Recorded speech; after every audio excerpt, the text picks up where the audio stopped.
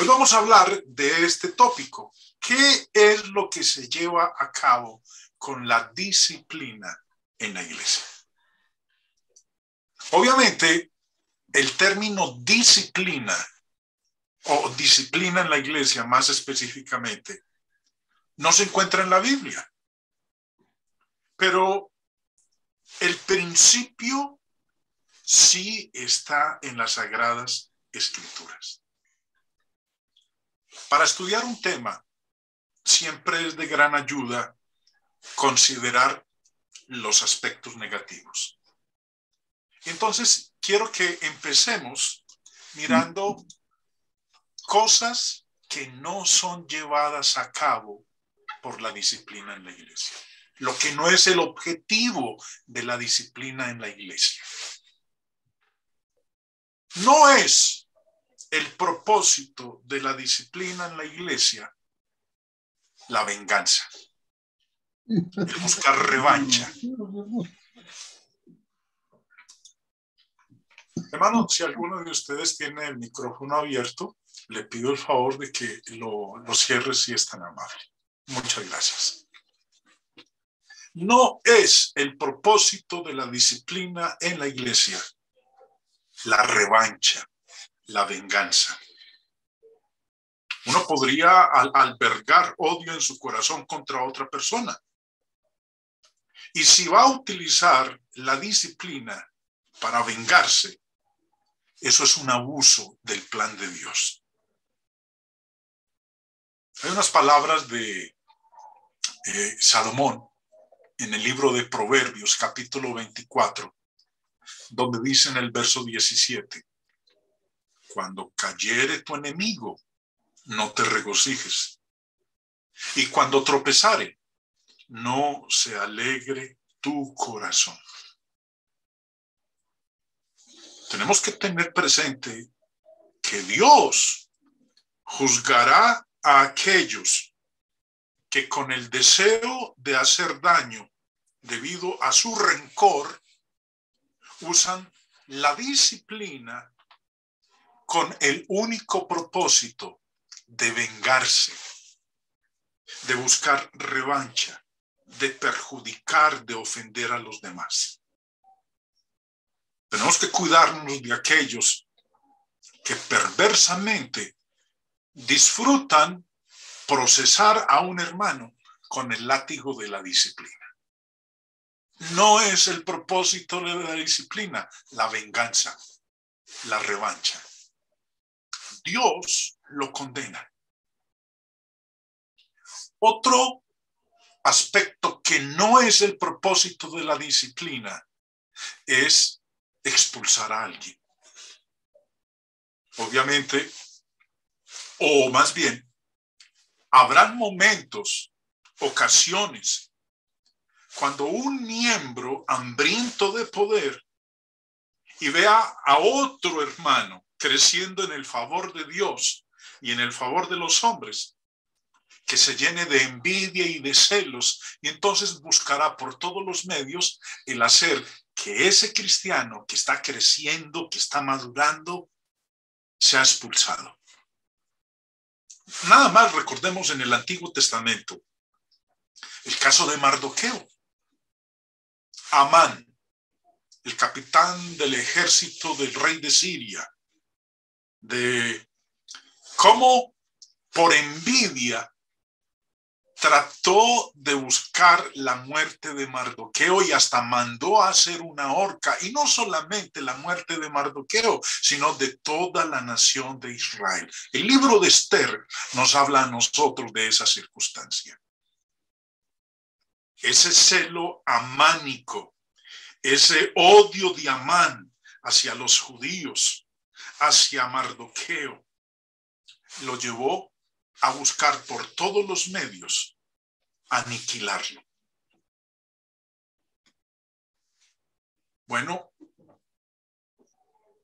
recordemos nada más que los mismos judíos usaron ese medio para matar al Señor Jesús. Le hicieron 6 juicios muy bien elaborados, donde buscaron falsos testigos, finalmente lo colgaron. No es extraño que dentro de una iglesia local a veces surja un personaje como el que menciona el apóstol Juan en su tercera carta, Diótrefes. Dicen los versículos 9 y 10 de la tercera carta de Juan: yo he escrito a la iglesia, pero Diótrefes, al que le gusta el primer lugar entre ellos, no nos recibe. A veces, como estamos leyendo aquí lo que está diciendo el apóstol Juan, en la iglesia, en esta iglesia, había un miembro que gustaba de la preeminencia. Se creía la última Coca-Cola del desierto. Se creía mejor que los demás.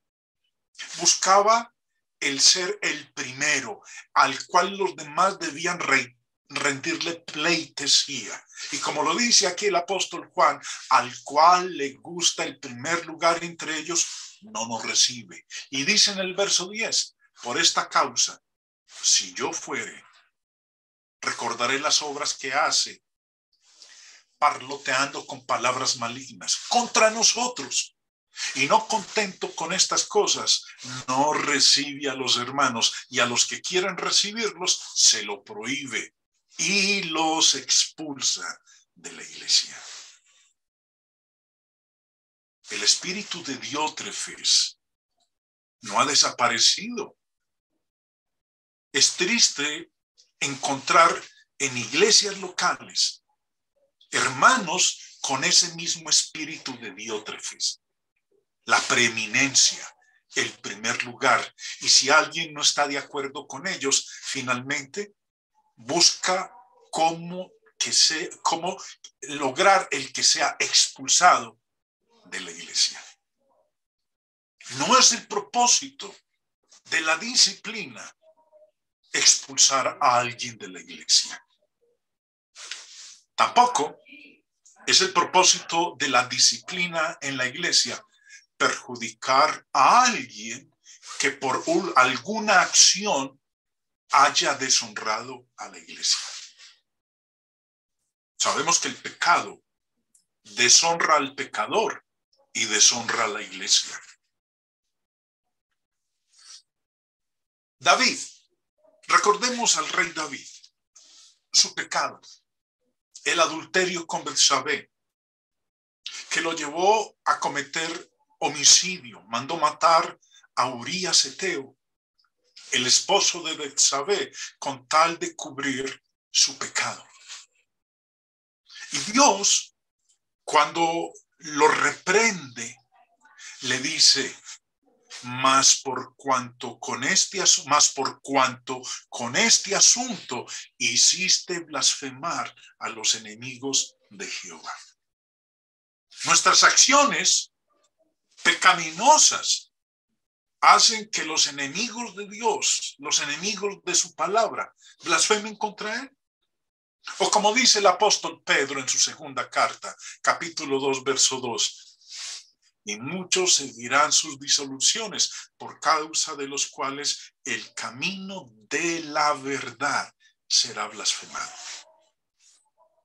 Si algún miembro en la iglesia, por una acción contraria a la voluntad de Dios, por algún pecado cometido, da como resultado que la verdad sea blasfemada, que la palabra de Dios sea blasfemada, que los demás blasfemen contra Dios, la disciplina no es para ser usada con un espíritu de venganza o de perjudicar a aquel que con su acción pecaminosa hizo que la iglesia del Señor fuera deshonrada. Un pecador puede ser redimido, pero no de esa manera. Si alguien o si la iglesia va a utilizar la disciplina que el Señor ha mandado para perjudicar a aquel que con su acción pecaminosa llevó a que los demás blasfemaran de Dios, blasfemaran de su iglesia, están haciendo un uso indebido de la disciplina. En Es vergonzoso que la iglesia trate de usar la disciplina instituida por el Señor con ese propósito. Ese no es el objetivo de la disciplina. Ahora, habiendo visto estos aspectos, lo que no se busca con la disciplina en la iglesia, quiero que entonces ahora miremos los propósitos de la ejecución de la disciplina en la iglesia. La disciplina es tanto positiva como negativa en el efecto que causa. La disciplina debe destruir, pero también debe construir. Varios aspectos menciona el apóstol Pablo con respecto al propósito de la ejecución de la disciplina. Primero, es para destrucción de la carne. En 1 Corintios 5:5, recuerden ustedes que la iglesia en Corinto le había escrito una carta al apóstol Pablo con una serie de preguntas. Y entre ellas le escribieron acerca de un miembro que estaba en inmoralidad. Su pecado era el incesto, estaba viviendo con la mujer de su padre. Y ellos estaban tolerando esa conducta dentro de la iglesia. Ahora, Pablo, cuando les escribe con respecto a esa situación de inmoralidad en la iglesia en Corinto, les dice lo siguiente en 1 Corintios 5:5. El tal sea entregado a Satanás para destrucción de la carne. No sigo con la lectura porque ahorita vamos a ver la segunda parte de este versículo. Vamos a quedarnos en esta primera parte. El propósito de la disciplina en la iglesia es la destrucción de la carne. Un niño, cuando nosotros lo disciplinamos, un hijo, cuando nosotros lo disciplinamos, es con el propósito de eliminar en él los hábitos peligrosos y las malas acciones. El pecador que no quiere arrepentirse, que más bien quiere persistir en su pecado, debe ser disciplinado. ¿Y con qué propósito? Con el propósito de quitarle su conducta carnal. Como decía hace un momento, este capítulo 5, usted puede leer en el contexto, habla de un miembro que estaba viviendo con la mujer de su papá. Ese hermano fornicario en Corinto necesitaba tener destruida su obra de la carne. ¿Y cuál era su obra de la carne? La fornicación. Uno de los designios de la disciplina es la destrucción de la carne, la abolición de los actos pecaminosos. Pablo dice, en vista de que este miembro de la iglesia quiere persistir en esa obra de la carne, en la fornicación, y no ha valido bajo ninguna circunstancia, ninguna exhortación, ningún llamado de atención, no se ha querido arrepentir, entonces entréguenlo a Satanás. ¿Quiere vivir con el diablo? Entonces que esté con el diablo. A lo mejor, estando con el diablo, se dé cuenta de su situación, lo grave que es, y entonces recapacite, se arrepienta, y esa obra de la carne en la cual ha estado involucrado sea destruida. Pablo también menciona a otros dos hermanos, pero no tiene que ver aquí con una cuestión de inmoralidad. Dice en 1 Timoteo capítulo 1, verso 19, de Himeneo y Alejandro. Dice lo siguiente: manteniendo la fe y la buena conciencia desechando la cual naufragaron en cuanto a la fe algunos, de los cuales son Himeneo y Alejandro, a quienes entregué a Satanás para que aprendan a no blasfemar. Bueno, Pablo dice, se los entregué a Satanás. A lo mejor, estando ya en ese ambiente con el diablo, con Satanás, allá se van a dar cuenta de lo que han hecho, de su blasfemia, y van a aprender lo delicado que es blasfemar contra Dios, para que aprendan a no blasfemar. Si mientras estaban aquí con nosotros pensaban que lo que estaban haciendo era algo normal, no tenía ningún tipo de recriminación, no se les debía decir absolutamente nada, entonces como quieren persistir en esa conducta, entréguenlo a Satanás. A lo mejor estando con él allá van a recapacitar. Resulta a veces que cuando el hombre pecador considera los frutos mortíferos de sus pecados, se arrepiente. Pero los considera cuando ya ha sido entregado a Satanás, porque mientras estaba en la iglesia, no estaba dispuesto a examinar lo que estaba haciendo o el pecado en el cual se encontraba.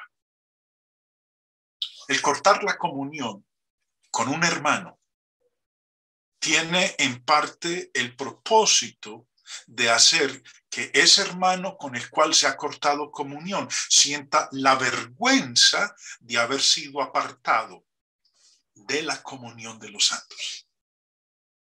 Ahora los hermanos fieles ni comen con él socialmente. Antes participaba con nosotros de nuestros ágapes, de nuestras reuniones sociales, de nuestras comidas. Y ahora él va a comenzar a sentir las consecuencias dolorosas de su pecado. Y eso tiende a hacerlo que se humille. Y la humildad es el primer paso hacia la restauración. Ese es el significado de la frase de Pablo en 1 Corintios 5:5, destrucción de la carne. Señor William Barclay, en su comentario al Nuevo Testamento sobre este pasaje de 1 Corintios 5:5, el tal sea entregado a Satanás para destrucción de la carne, dice muy apropiadamente lo siguiente. El veredicto de Pablo era que había que hacer algo con aquel hombre. Con una frase gráfica dice que hay que entregárselo a Satanás. Quiere decir que debe ser excomulgado. Se debe cortar comunión con él. El mundo se consideraba el dominio de Satanás, como la iglesia era el dominio de Dios. Devolver a ese hombre al mundo del Satanás al que pertenecía era el veredicto de Pablo. Pero tenemos que darnos cuenta de que hasta un castigo tan serio no era vindicativo, sino encaminado a hacer que se humillara, que domara y erradicara su concupiscencia. La disciplina que no se hace teniendo en mente esto, llevar a ese hermano a que se humille, a que dome su concupiscencia, a que erradique su concupiscencia, o como lo dice el apóstol Pablo, a que esa carne, esa obra de la carne en la cual se encuentra sumido, sea destruida. Si no llevamos a cabo la disciplina con eso en mente, puede servir únicamente para endurecer al pecador en su error. Cuando nosotros le damos de nalgadas a un hijo, no es solamente para propósitos penales, es para hacerlo volver a él de su actitud negativa. Y esto es lo mismo con la disciplina en la iglesia. Otro segundo propósito de la disciplina en la iglesia, lo dice el apóstol Pablo ahí en el texto de 1 Corintios 5:5, es para que el espíritu sea salvo en el día del Señor. El texto dice, el tal sea entregado a Satanás para destrucción de la carne, a fin de que el espíritu sea salvo en el día del Señor Jesús. Si la iglesia recordara siempre esto, la disciplina sería más próspera. El objetivo es el rescate de ese hermano. Es más, recordemos algo que el apóstol Santiago dijo en su carta en el capítulo 5. Hermanos, si alguno de entre vosotros se ha extraviado de la verdad y alguno le hace volver, sepa que el que haga volver al pecador del error de su camino salvará de muerte un alma y cubrirá multitud de pecados. Es esencial que este propósito se comunique a aquel que está en error. Es para salvar su alma. Es con el objetivo de que no se pierda. Es con el propósito claro de hacer que él retorne de ese mal camino en el cual se ha metido. De otra manera, la disciplina va a ser despreciada. Obviamente, cuando se trata de llevar a cabo esta instrucción de rescatar a ese hermano para que el espíritu sea salvo en el día del Señor, van a haber momentos de acaloramiento durante la prueba de la disciplina, pero una iglesia no transmitirá su deseo de tener salvo al espíritu del pecador si actúa de una manera enardecida. Si vamos a redimir al pecador, él debe ver que nuestro propósito primario es la salvación de su alma. El propósito principal de la excomunión o del cortar comunión, el propósito principal de la disciplina congregacional es la salvación eterna del alma del hermano que ha caído en el error. La disciplina tiene el propósito de buscar la salvación del hermano pecador en el día del juicio final. Por eso dice, para que el espíritu sea salvo en el día del Señor. Si el hermano pecador no es disciplinado, seguirá en su pecado y se perderá eternamente. Si es disciplinado, hay esperanza de que se salve eternamente. Quiero recordarles nuevamente el caso de ese hermano en Corinto que estaba en fornicación, viviendo con la mujer de su padre. Cuando la iglesia en Corinto hizo lo que el apóstol Pablo les instruyó, de que el tal fuera entregado a Satanás para destrucción de la carne, a fin de que el espíritu fuera salvo en el día del Señor. Leemos en 2 de Corintios 2, donde el apóstol Pablo tal parece que habla del efecto y el resultado que tuvo sobre ese miembro cuando la iglesia en Corinto aplicó la disciplina. Dice: pero si alguno me ha causado tristeza, no me la ha causado a mí solo, sino en cierto modo, por no exagerar, a todos vosotros. Le basta a tal persona, o sea pues a ese hermano que estaba en fornicación, le basta a tal persona esta reprensión hecha por muchos. Así que, al contrario, vosotros más bien debéis perdonarle y consolarle para que no sea consumido de demasiada tristeza. Lo que está diciendo aquí en este versículo 7 es que tal parece que ese miembro que recibió la reprensión de parte de la iglesia, que fue entregado a Satanás, recapacitó y volvió. Por eso Pablo dice: vosotros más bien debéis perdonarle y consolarle para que no sea consumido de demasiada tristeza. Por lo cual, os ruego que confirméis el amor para con él. Entonces, en lo que acabamos de leer aquí en estos versos, hermanos, vemos que la disciplina congregacional tuvo su buen efecto y el culpable de incesto se arrepintió. El señor Barclay, en su comentario de este pasaje, dice muy acertadamente: pero tenemos que darnos cuenta de que hasta un castigo tan serio no era vindicativo. O sea, pues no era con el propósito de vengarse. Ahora, era tan serio que, como Pablo dijo, que el tal fuera entregado a Satanás. Hasta un castigo tan serio no era vindicativo, sino encaminado a hacer que se humillara, que domara y erradicara su concupiscencia para que, a fin de cuentas, su espíritu se salvara. Era disciplina ejercida, no solamente para castigar, sino principalmente para despertar. Y era un veredicto que había que cumplir, no con crueldad sádica y fría, sino con el dolor que se siente cuando se pierde un ser querido.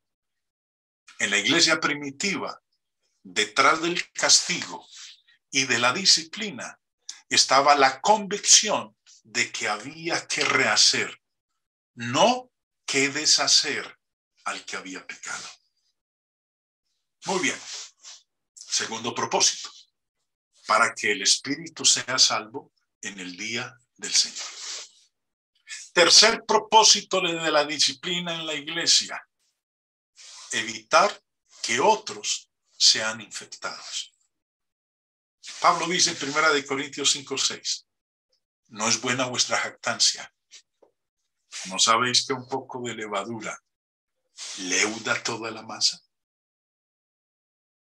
Pablo continúa informándonos a nosotros del propósito o de los propósitos que tiene la disciplina. Un poco de levadura leuda toda la masa. Es más, hay unas palabras del mismo apóstol Pablo más adelante en 1 Corintios 15:13, en donde dice que las malas compañías corrompen las buenas costumbres. Hay un adagio de que una manzana podrida que esté en el mismo canasto o en el mismo costal, esa manzana podrida, si no se saca de ahí, se va a encargar de podrir a las demás. El pecado que es tolerado crecerá y se extenderá. Por eso Pablo dice: ¿no sabéis que un poco de levadura leuda toda la masa? Le está diciendo aquí los miembros de la iglesia en Corinto: ustedes se jactan, no están haciendo absolutamente nada con ese miembro que está en fornicación. Mucho cuidado. Eso que él está haciendo puede infectar a muchos dentro de la iglesia. Y el propósito de la disciplina es evitar que otros sean infectados con esa misma práctica o que quieran practicar otros pecados sin impunidad. Quiero compartirles, hermanos, varios comentarios que hace el señor Barclay en su libro sobre este aspecto del apóstol Pablo de un poco de levadura leuda toda la masa. Dice: Pablo pasa a dar un consejo muy práctico. En la literatura judía, con muy pocas excepciones, la levadura representa una mala influencia. Era una pizca de la hornada anterior que se había fermentado totalmente. Los judíos identificaban la fermentación con la corrupción. Ahora bien, el pan de la Pascua era sin leudar. Más que eso, el día antes de que empezara la fiesta de la Pascua, la ley establecía que había que encender un candil y buscar la levadura ceremoniosamente por toda la casa para que no quedara en ella ni una miguita de pan normal. Pablo adopta esa ilustración. Dice que nuestro Cordero Pascual ya ha sido sacrificado. Cristo, cuyo sacrificio nos ha librado del pecado, como el del Cordero Pascual libró a los primogénitos de Israel de la muerte y consiguientemente a todo Israel de la cautividad de Egipto. Por tanto, prosigue Pablo, hasta la última miga de maldad tiene que desaparecer de nuestras vidas. Si dejamos una mala influencia en la iglesia, puede corromper toda la sociedad de la misma manera que la pizca de levadura leuda toda la masa. Así que tenemos otra vez una gran verdad práctica. A veces hay que imponer una disciplina para bien de la iglesia. El cerrar los ojos a las ofensas no es lo más amable que se puede hacer. Puede ser perjudicial. Hay que eliminar el veneno antes que se extienda. Es fácil arrancar una mala hierba, pero si se deja, se apoderará de todo el terreno. Aquí tenemos el gran principio de la disciplina. Nunca se debe ejercer para satisfacción del que la impone, sino para bien de la persona que ha pecado y de la iglesia entera. No debe ser vengativa, sino curativa y profiláctica.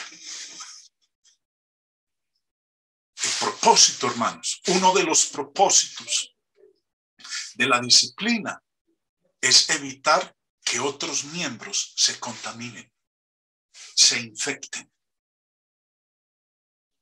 Una vez más, en el Antiguo Testamento recordemos que el hijo incorregible, rebelde, caprichoso, si no quería cambiar en su conducta, Dios fue claro con respecto a cómo había que proceder con él.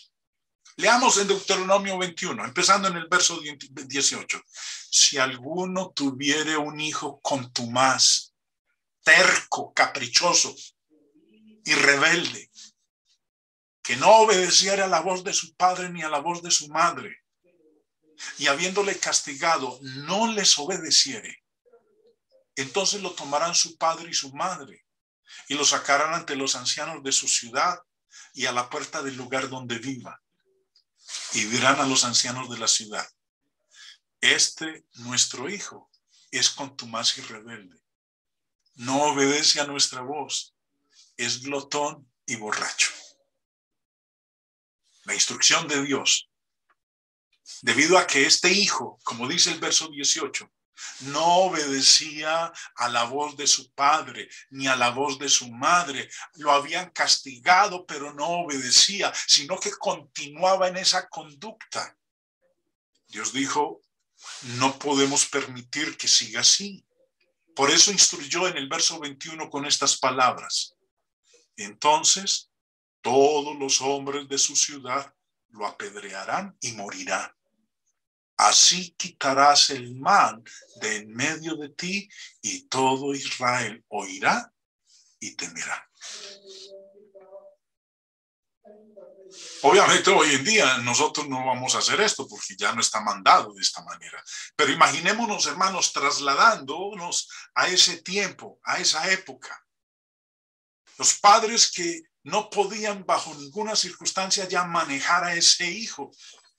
después de exhortarle, y volvamos al versículo 18, si alguno tuviere un hijo contumaz y rebelde, que no obedeciere a la voz de su padre ni a la voz de su madre, y habiéndole castigado, no les obedeciere, Dios fue claro con respecto a qué había que hacer con él. Si no se ejercía disciplina sobre ese hijo, entonces los otros hijos que hubiese en la nación imitarían el ejemplo de él y también se comportarían de la misma manera. Todo sería un caos. Pero al quitar el mal de en medio, dice la parte final del verso 28, todo Israel oirá y temerá. Cuando los demás jóvenes vieran el final que tuvo este hijo rebelde, temerían el que a ellos les pasara lo mismo. Por eso, uno de los propósitos de la disciplina en la iglesia es para evitar que otros quieran imitar esa misma conducta. Es para evitar que sean infectados con ese mismo proceder. Recordemos que en Apocalipsis, la iglesia en Pérgamo recibió un llamado y atención de parte de nuestro Señor. ¿Por qué? Leamos, verso 14. Pero tengo unas pocas cosas contra ti, que tienes ahí a los que retienen la doctrina de Balaam. ¿Qué pasaba? La iglesia en Pérgamo toleraba que dentro de ella hubieran miembros que retenían la doctrina de Balaam, que enseñaba a Balac a poner tropiezo ante los hijos de Israel, a comer de cosas sacrificadas a los ídolos y a cometer fornicación. Toleraban esa conducta. Y al tolerar esa conducta dentro de ellos, lo más probable que iba a suceder es que los demás miembros de la iglesia se infectaran, se contaminaran. Verso 15. Y también tienes a los que retienen la doctrina de los nicolaitas, la que yo aborrezco. El Señor fue muy claro en el llamado y atención que les dijo a ellos, que debían arrepentirse y hacer uso de la disciplina que Él había mandado. Ellos tenían que ser quitados en pro de evitar que los demás miembros de la iglesia fueran infectados. Un cuarto propósito de la disciplina en la iglesia, y con este termino la lección de hoy: proyectar una buena imagen ante el mundo. Como iglesia del Señor, el mismo Señor Jesús lo dijo, debemos ser la luz del mundo, no la oscuridad. Debemos brillar en medio de esta generación maligna y perversa. Y mucho más ahora con lo que estamos viendo en esta generación. Permítanme ilustrarles con este ejemplo. Todos ustedes recordarán el caso de Ananías y Zafira, Hechos de los Apóstoles, capítulo 5. Ellos tenían una propiedad, la vendieron y decidieron que lo que recogieran de esa propiedad, ese dinero se lo darían al Señor. Bueno, vendieron la propiedad, pero después decidieron más bien quedarse con una porción de ella y no entregarla toda, como era lo que inicialmente ellos habían hecho. Cuando ellos traen el precio de la heredad y se lo entregan al apóstol Pedro, Pedro le dice: ¿vendiste en tanto la heredad? Y él dijo: sí, sí. Entonces Pedro le dice que le estaba mintiendo a Dios, porque ese no era el valor total de la propiedad. Y recordemos lo que ocurrió. El Espíritu Santo lo castigó y cayó muerto. Después vino su esposa y Pedro le hizo la misma pregunta que le había hecho a su esposo, a Ananías. Y ella, como con él habían concertado que era lo que iban a decir, también mintió y cayó muerta. ¿Qué efecto tuvo esa acción disciplinaria de parte de Dios para con esta pareja de cristianos? Hechos 5 dice en el versículo 11, y vino gran temor sobre toda la iglesia y sobre todos los que oyeron estas cosas. El pecado y la muerte de Ananías y Zafira tuvo un efecto profundo sobre la comunidad entera. No solo sobre la iglesia, sino que, como dice ahí la parte final del verso, sobre todos los que oyeron estas cosas. Ahora, si pensamos nosotros de una manera lógica, la gente apreciará y estimará una congregación que abomina el pecado antes que tolerarlo. El incrédulo se va a alejar de la verdad cuando vea una iglesia que no condena el pecado. Por eso es importante que nosotros tengamos bien claro lo que no es el propósito de la disciplina en la iglesia y lo que es el verdadero propósito de la disciplina en la iglesia. La disciplina debemos practicarla independientemente del punto de vista del mundo. El mundo a veces no entiende por qué dentro de la iglesia a veces se hace necesario expulsar a un miembro que persiste en su pecado y del cual no quiere cambiar. Pero en general tendremos un efecto saludable sobre los corazones de aquellos cuya conciencia es el respeto y el temor a Dios. El mundo que nos rodea podrá reírse de nosotros, podrá ridiculizar la acción disciplinaria en la iglesia. Pero, como decía el apóstol Pedro, hay que obedecer a Dios antes que a los hombres. Imaginémonos a la iglesia en Corinto intentando convertir a un gentil, cuando ese gentil sabía que en la iglesia en Corinto estaba sucediendo esto. ¿Qué estaba sucediendo? Leámoslo.